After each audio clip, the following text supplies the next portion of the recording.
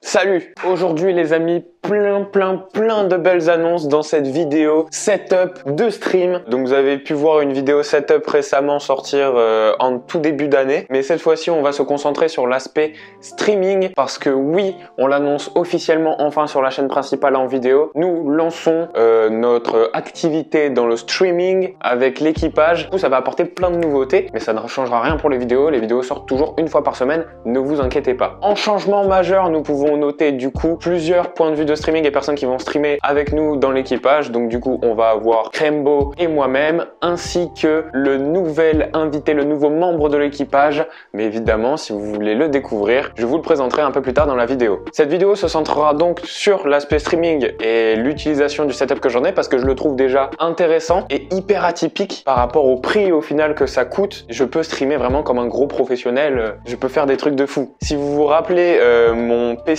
dans la vidéo setup qui était sortie au début de janvier, vous devez sûrement vous demander comment est-ce que je peux streamer. Il y a des petits secrets, on va pas se mentir. Donc on va commencer dans un premier temps sur le côté matériel. Déjà par rapport à la dernière fois, j'ai changé de chambre, du coup ça se présente absolument pas de la même façon. Voilà, donc maintenant les deux écrans, je rappelle écran 1080p, dalle IPS, ça c'est sympa, je mets toujours mon retour de stream là-haut. Et en bas, un écran incurvé de 29 pouces de la marque Innovu qui est en 100 Hz et qui est équivalent 1080p mais en 21/9 et du coup c'est cool pour avoir plein d'affichage. Du coup je passe vite fait sur les périphériques qui n'ont pas changé depuis la dernière fois mais on a plein de nouveaux abonnés en fait depuis la dernière fois donc on va vous montrer tout ça quand même. Donc la souris c'est une Logitech MX Master 2S en version blanche, voilà, qui a un peu vieilli, qui a quelques temps quand même. Au niveau du clavier nous sommes sur un Logitech G513 Carbone que j'adore vraiment, il est vraiment très beau et moi je l'avais eu en réduction, du coup j'en suis très content toujours, il ne me pose aucun problème. Ensuite toujours pareil, on a le tapis de souris de la marque Flow Up qu'on peut voir juste ici, la marque de la chaîne YouTube French Hardware. Franchement ce tapis il est excellent. J'ai toujours mes LED que vous pouvez voir aussi dans les vidéos qui passent tout autour du coup du meuble, hop, puis tout autour de mon bureau. Cette enceinte n'a absolument rien à voir avec le setup de streaming. Si vous voulez voir mon avis dessus, n'hésitez pas à aller voir la vidéo setup que j'ai sortie en janvier où vous verrez tous les autres trucs qui ne tournent pas autour du streaming. Ça s'affiche ici sur votre écran. Ensuite, je vous parlerai pas des enceintes parce que c'est les mêmes, elles sont toujours aussi peu extravagantes et je ne les utilise pas en gaming. Par contre, j'utilise toujours ce casque, donc le Corsair HS60, toujours très bon, mais avec le temps il me fait un peu mal à la tête et c'est vrai que j'aimerais bien pouvoir commencer à investir dans un casque peut-être de meilleure qualité, enfin de meilleure qualité dans le sens vraiment pour audiophile, genre un DT770 Pro. Au niveau du micro, on est toujours sur ce fameux bras de micro Tonor accompagné de son Zoom H4 que je branche directement à mon PC pour enregistrer le son. Donc à la base, il faut savoir que c'est pas du tout un micro, c'est un enregistreur externe, mais il a un son tellement bien qu'au final, c'est devenu mon micro principal pour faire tout ce que je veux. On peut voir aussi sur mon bureau cette chose-là. Donc là, typiquement, c'est là où je vais poser mon Mac pour avoir le retour de stream. Mais ça, je vous en parlerai plutôt dans une vidéo qui parlerait de tous les accessoires que j'utilise pour le Mac. Mais ça arrivera plus tard. Je vous ai déjà beaucoup parlé du Mac ces derniers temps. On va un peu se calmer. Mais les vidéos sur le Mac arriveront quand même. Faut le rentabiliser un peu ce connard aussi. Il coûte un peu cher. Je me sens persécuté. Je suis un être sensible. Là, on peut parler de nouveautés du coup. Venez voir. Mais on a évidemment le bras pour les écrans que vous aviez pas vu. Pour 50 €, avoir une belle présentation d'écran comme ça sauve aussi le câble management. Côté nouveauté, on a aussi ce trépied qui est la dernière acquisition que nous avons eu avec Joseph. Donc c'est un trépied de chez Neewer. Je sais jamais comment prononcer cette marque, aidez-moi dans les commentaires. Et c'est un trépied qui est plutôt pas mal. Je l'ai essayé en stream là récemment une fois et même on l'a utilisé dans la vidéo qui est sortie la semaine dernière. Et c'est un plutôt bon trépied. Maintenant à voir quand on va l'utiliser vraiment pour d'autres choses que juste un plan fixe, mais en tout cas la tête a l'air assez fluide et pour en tout cas le streaming, l'utilisation qu'on en a, c'est génial. Il faut savoir qu'avant d'avoir ça, on utilisait nos pieds de lumière, de trépieds très bancal, très fins.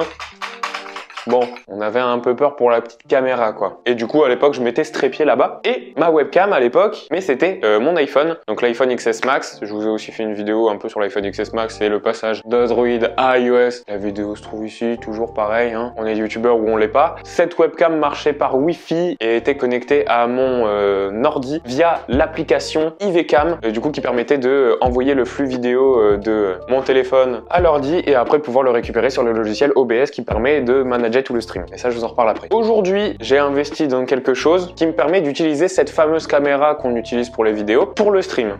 Tout ce combo se trouve ici. Alors oui, je sais, c'est pas le meilleur combo du monde. Ça nous permet de pouvoir utiliser cette caméra comme webcam et c'est déjà beaucoup mieux. On a pris un HDMI vidéo capture pour avoir vraiment une bonne qualité et pouvoir faire du 60 fps 1080p. Il aurait fallu un Camlink de chez Elgato. Ça coûte 15 balles et le Camlink de chez Elgato coûte approximativement 110 €, quelque chose comme ça. Et on n'avait pas 110 € à mettre dans un petit truc comme ça juste pour les streams alors qu'on n'avait même pas commencé les streams. Donc pour le début c'est déjà très bien, mais on peut regretter l'absence de 60 fps du coup. Et ça dégrade légèrement la qualité, il y a peut-être un léger décalage, mais pour les streams c'est largement suffisant. Et avec ça du coup, un câble HDMI, donc pour le brancher sur le dos de l'HD Capture, vers micro HDMI. Et du coup ça on le branche dans la caméra et ça permet d'envoyer le flux jusqu'à l'ordi. Et après on le met dans OBS et ça nous permet d'avoir notre webcam. Et donc évidemment ça se branche en USB. Je vais vous montrer vite fait OBS. Là typiquement vous pouvez voir OBS. Vous pouvez voir qu'on a des overlays. Donc ça c'est un pack d'overlays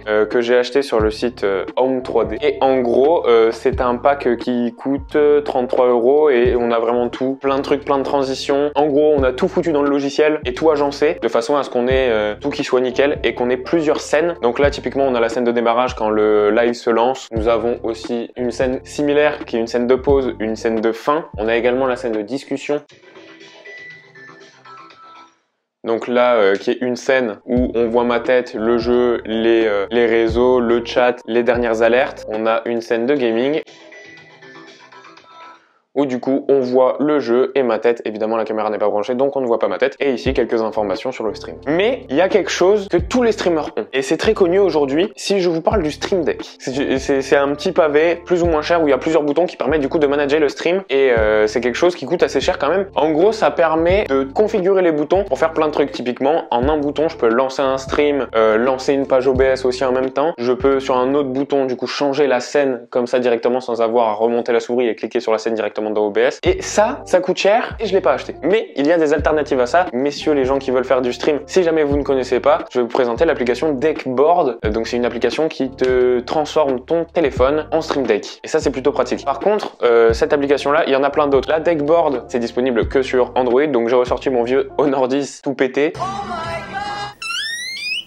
J'allume sur mon PC l'application Deckboard, je la lie avec l'IP sur l'application de mon téléphone et du coup ça me donne mon Stream Deck à côté que je peux placer près de mon retour. Et donc du coup je vais vous montrer sur le PC l'application Deckboard. Il y a sûrement moins de possibilités que sur le Stream Deck vu qu'il n'y a pas peut-être pas tous les plugins et tout, mais j'ai pu faire mes contrôles de scène. Donc là, mute mon micro sur OBS, là je change de scène, l'écran de démarrage, la pause, le fin, la discute, le gaming et tout ça je l'ai à portée de main. Et dans tout ça il reste une problématique de taille. Comment, avec le PC que vous avez pu voir dans la vidéo setup, que je n'ai pas changé, sinon vous auriez été les premiers au courant, je vous l'assure, comment est-ce que je fais maintenant pour avoir un PC assez puissant pour stream et jouer en même temps? Et je joue en plutôt pas mauvaise qualité. Avant de vous répondre à cette question, parce que watch time, oui, il faut penser à tout, je vous laisse avec la présentation d'un nouvel élément. L'équipage n'est plus un collectif de 3 personnes. Aujourd'hui, nous sommes 4 et je vous invite à rencontrer du coup notre 4e membre de l'équipage, Mathis, dans cette vidéo de présentation, parce que récemment je suis allé chez moi, comme c'est mon pote, et du coup il était là et du coup c'était pratique, on a fait une vidéo de présentation du coup. Salut à tous les gars,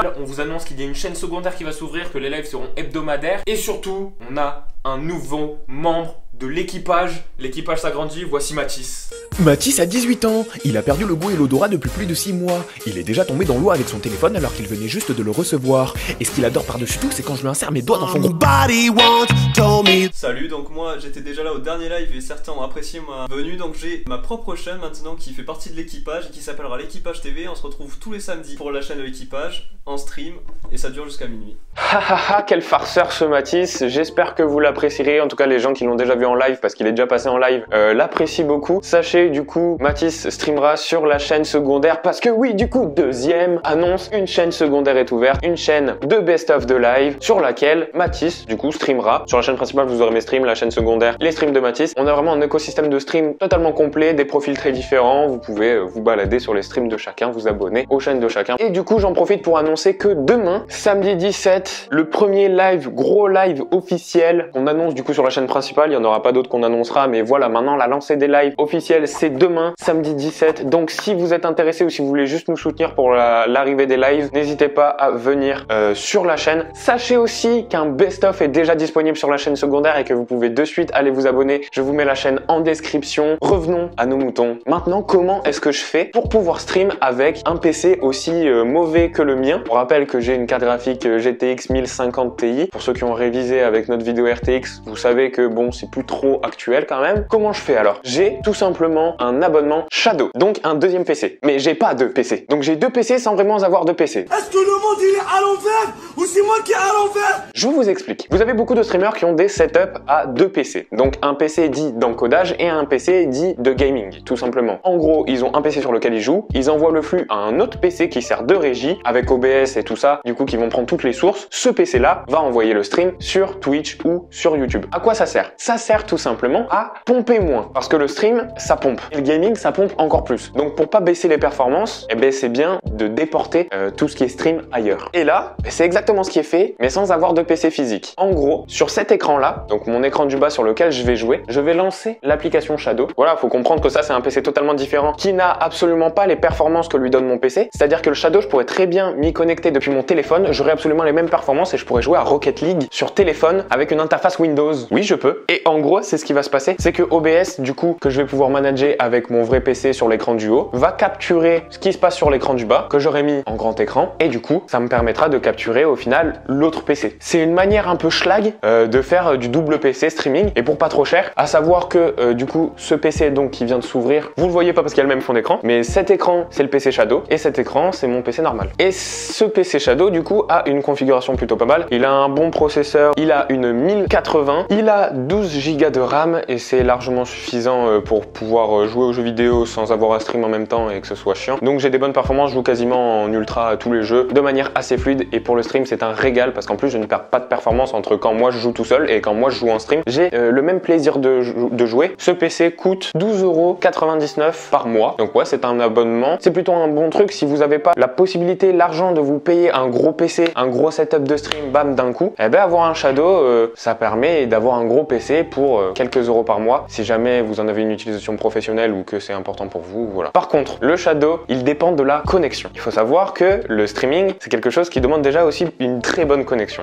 On va faire un test en live, voilà. Parce que pour faire tourner le Shadow, le stream, plus tous les trucs en Wi-Fi, sachant que j'ai aussi 4 colocs à côté qui font des trucs, il faut avoir une bonne co. Et le Shadow, il dépend entièrement de la co. C'est plutôt correct, c'est plutôt correct. Ça va nous intéresser pour faire tourner Shadow. Ça va nous intéresser pour lancer les streams. Et le ping, ça va nous intéresser pour le jeu, pour avoir une faible latence en jeu. Pour vous donner un ordre d'idée, Shadow, il est recommandé d'avoir 25 ici pour jouer à Shadow. À 902, il n'y a aucune latence. C'est vraiment comme si vous aviez un PC à côté. Si vous êtes en pleine campagne en ADSL, faites des tests, mais je vous le conseille pas forcément. Surtout si vous n'êtes pas en Ethernet et que c'est très fluctuable votre connexion. Vérifiez quand même que vous pouvez bien. Au sujet de l'envoi du coup du stream sur les plateformes, il faut savoir que Twitch a des restrictions au niveau de la quantité de données que vous pouvez envoyer. Sur YouTube, il y en a beaucoup moins. Sachez que je stream en 1080p 60 fps et que j'envoie 10 000 kilobits par seconde à YouTube. Ça fait beaucoup là, non? Donc franchement, je peux vraiment tout faire quoi. Dans mon setup, c'est la connexion qui joue tout. Genre là, si j'avais une mauvaise connexion, tout partirait en couille et je pourrais plus. Ça me permet aujourd'hui d'avoir un setup de stream ultra correct pour pas si cher. Et c'est hyper schlag comme façon de faire. Surtout quand j'avais mon téléphone qui me filmait, l'autre téléphone pour faire le stream deck. Et j'aime ça. Et au final,